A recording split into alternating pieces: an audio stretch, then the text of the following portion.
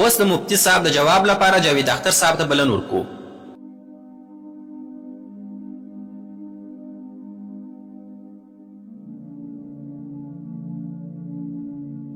لومړی به زه دا درته ووایم، تا وویل چې کائنات نه وه، نو وخت هم نه و، هیڅ نه وه.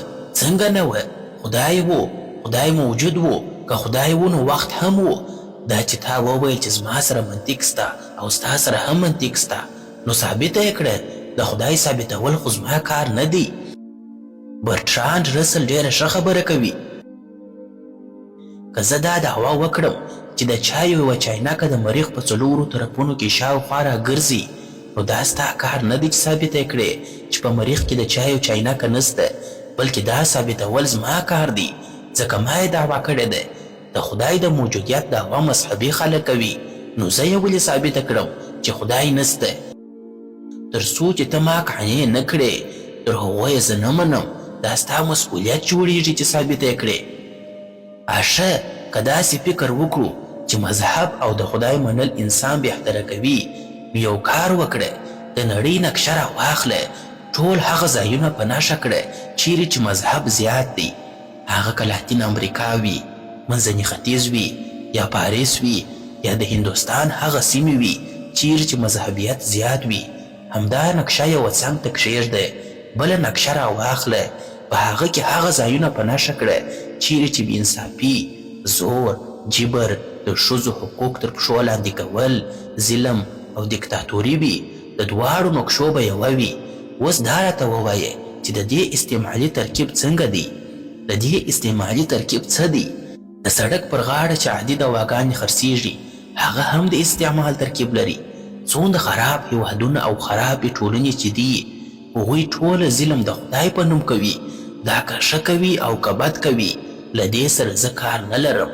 د ویسکي د شرابو یو سور بوتل به دې لیدلی وي، کله چې په هغه یو روښنایي ولویږي، ډېر ښایسته معلومیږي.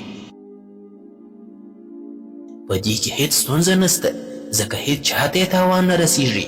خو د همدې شرابو استعمال بیا غلط دی. د مذهب تصور غلط دی، استعمال یې غلط دی، تل غلط وي. انساني تاریخ وګوره، اوس هلته وګوره، نړۍ وګوره، هندوستان وګوره، څه روان دي. عقیدې والا او د خدای منونکي خلک څنګه خلک دي؟ آیا هغوی خلکو ته انصاف ورکوي؟ آیا ښه انسانان ځینې جوړ سوي؟ د دې دوا ګټه څه شي ده؟ که دا دوا ګټه کوي، خو زه به یې هم استفاده کړم، خو زه د دې دوا هیڅ ګټه نه وینم. که کوم انسان مذهبي وي او ښه انسان وي، زه د هغه بیخي ډېر احترام کوم، ځکه زما دا فکر دی چې د مذهبي کس ښه کېدل زما تر ښه کېدو ډېر سخت دي. یعنې یو مذهبي کس چې سموي، دا سخته ده. د هر شي یو حد وي. ته څومره منډه وهلی سې، څومره نسې وهلی، څومره وزن پورته کولی سې، څومره نسې پورته کولی، څومره لیرې لیدلی سې، څومره لیرې نسې لیدلی. سالم عقل د نیکیو په اړه هم همدا وایي چې د نیکیو لپاره یوه برخه او اندازه سته. یعنې ستا په وجود کې یو څه ښه او نیکي پرته ده. که ته سهار خپل عبادت ځای ته ولاړ سې، تر عبادت وروسته ښه احساس کوې چې ما خو ښه کار وکړ، و خلکو ته خوراک ورکوې او یوې کونډې ته مرسته ورکوې، ستا ټول نیکي او ښه کارونه ته بې ځایه مصرفوې. څومره ښه چې په تا کې موجود وي، هغه تا ټول و نورو ته ورکړل. تاسې مذهبي خلک خپله ښه برخه ټوله په بې معنا ډول ضایع کوئ. تر هغه وروسته که یو څه شرافت تر پاتې سي، نو سمه خبره ده. زه خو خپله ټوله نیکي او ښه له ځانه سره ساتم. په انسان کې محدودې نیکي او ښېګڼې موجودې وي. که هغه د خیرات او صدقاتو له لارې خلکو ته ورکړي، نو دته به څه شي پاته سي؟ زه خو خپله نیکي نه ضایع کوم، ټولې مې خپل په ځان کې ساتلي دي. ګواکې زه له نیکیو څخه ډک یم.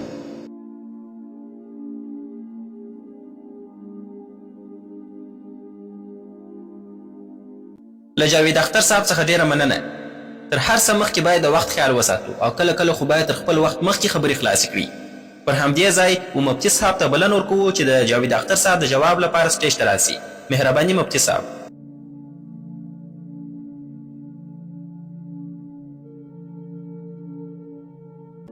اصلي ستونزه دا ده چې جاوید اختر صاحب سم نه دی پوه سوی، یعنې د خدای د ذات، صفاتو او وجود په مفهوم باندې سم پوره نه پوهیږي. جاوید اختر صاحب وایي که د کائناتو د خلقت تر مخه خدای و نو وخت هم باید وایي ګوره وخت د کائناتو جز دی یو عجب الوجود باید بې زمانه وي ځکه هغه خپله د وخت جوړونکی دی نو هغه څنګه باید پر وخت وي که هغه فضا جوړه کړې وي نو هغه به خپله څنګه په فضا کې موجود وي که هغه د وخت او فضا پابنده وي نو بیا به وخت او فضا څنګه جوړه کړي نو دا خبره غلطه ده چې خدای و نو وخت هم باید وي بالکل نه د وخت پابنده موږ یو هغه نه دی موږ په فزیکل نړۍ پورې تعلق لرو او هغه مابعد الطبیعه واقعیت دی چې بې زمانه موجود دی وخت اړتیا نه لري دوهم څه جاوید صاحب د چای د چاینکي مثال ورکړ چې په هوا کې ګرځي او حواله یې د برټراند رسل باندې ورکړل ستونزه همدا ده چې موږ د شیانو ترمنځ توپیر نسو کولی تا چې کوم مثال ورکړ همدا یو تصور او خیال دی او زه چې څه ثابتوم د منطق او عقل له مخې لازمي حقیقت دی د تصور او خیالاتو له مخې خو هر څه ویلی سو مثلا په مشتري سیاره کې یو ګلابي پیل دی یا بل څه او بل څه د دې په کائناتو څه په دې سره ته دا هر څه نسې ثابتولی زه تا ته بنیادي علت وایم یا واجب الوجود بیانوم چې د هغه بغیر د کائناتو خلقت هیڅ امکان نه لري بله یادونه دې د مذهب او ساینس وکړل چې مذهب ساینس چلوي همدا زموږ موضوع نه د اختر صاحب که پر دې بحث کوم نو وخت له لاس ورکوم مذهب او ساینس زه هیڅکله شاته نه پرېږدم او نه په سپکه او کمه سترګو ورته ګورم بله خبره جاوید اختر صاحب د نقشې په اړه وکړه چې تاسې نقشه در واخلي او وګورئ چې کومو ځایونو کې مذهب دی هلته به بېانصافي ظلم دیکتاتوري او جبر او زور وي ښاغلي جاوید اختر صاحب همدا کار ما کړی دی ما یوه دنه نقشه د منځني ختیځ او یوه دنه د اروپا نقشه راواخیستل د منځني ختیځ نقشه مذهبي سیمه وه او د اروپا نقشه د لیبرالو او ملحدینو سیمه وه تر ټولو ډېر ظلم جبر او د زنا قضیې د لیبرالو او ملحدینو په نقشه کې وې د ملل متحد د راپور له مخې درته وایم دا معلومات زه له خپله کوره نه راوړم بلکې د یو ان یا ملل متحد د راپور له مخې درته وایم په اروپایي هیوادونو کې چې د لیبرالو او ملحدینو سیمه ده 81 سلنه کارګر طبقه ښځې د جنسي تاوتریخوالي سره مخ دي خو په منځني ختیځ کې دا شی نسته ځکه هغه مذهبي سیمه ده بله خبره تا وکړه چې د یو مذهبي انسان لپاره ښه انسان کېدل زما په پرتله سخت دي یعنی یو مذهبي کس نسبتا و تا ته په سختۍ سره ښه انسان کېدای سي او ته تر هغه ښه انسان یې د دې مطلب دا دی چې له خدای څخه علاوه له تا سره هم د ښه او بد معیار سته زه غواړم چې په محاوروي ډول د سوال او جواب په توګه پر همدې موضوع له تا سره وروسته بحث وکړم په دې موضوع به له تا سره وروسته بحث کوم اوس د مفتي صاحب د جواب لپاره جاوید اختر صاحب ته بلنه ورکوو مهرباني وکړئ جاوید اختر صاحب تاسو د بحث لپاره 4 دقیقې وخت لري او له دې څخه وروسته به محاوروي بحث شروع کیږي د سوال او جواب برخه یو به سوال کوي بل به جواب ورکوي